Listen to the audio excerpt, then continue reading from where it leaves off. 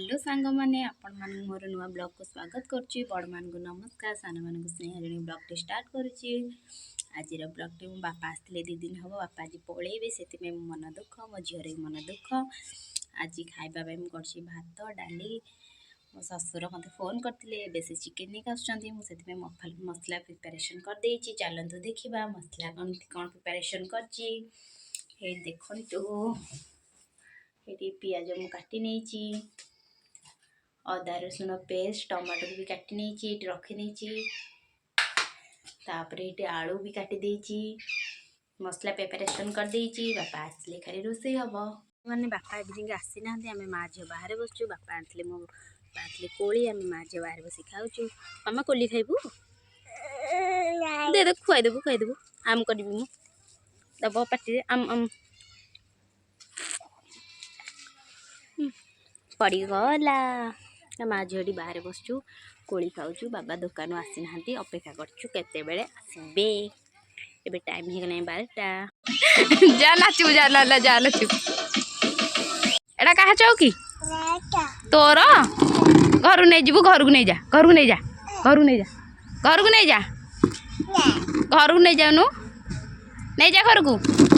झील जिद्दी करके सिक्का कोई चेयर आनला फाइनाली बापा नहीं चिकेन नहीं पलि आसले एपटे चिकेन को धोई नहीं एपटे पियाज कंचा लंका काटी देची मसला मसली सब रेडी कर रखी आलू भी भलसे काटिक धोई नहीं एपटे मु मसला कषि सारे भलसे कषि गला मसला कषि चिकेन आलू को पकईदेली आलू पकईकि भलसे कषिदेली चिकेन आलू एका सहित पकई कषिदेली आपन के केमती रोसे मु तो एमती ही रोसे कर तापर एमती कषि सारापर सीझी सारापर धनिया पत्र पकईकि सर्व कली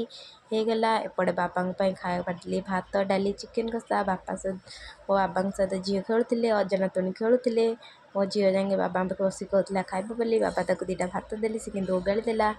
बाबा खाई सारिके गाड़ी धरी बाहरी पड़े बहुत बाट जी ना से पैसा पकईद पड़गला तो ठणी रे पड़गला दादा पैसा देथिले ठणी रे गलीगला निया तमर कार 50 टका आइलु पनीले पकईबू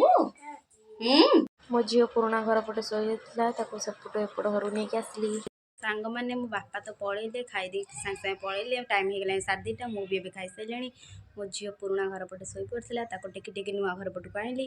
एवं मुझे शोपाई मोर जदि छोट ब्लॉगटे आपण मानक भल लगी लाइक कमेंट सब्सक्राइब को जमार भूलें आ घंटीटा को हाँ आपण मैंने सब्सक्राइब कर घंटीटा को दबे घंटीटा टिंगिना दबेदेवे जहाँफल मुझे वीडियो पोस्ट करी आपण पाक नोटिफिकेशन दिवा आपण मो वीडियो देखिपारे।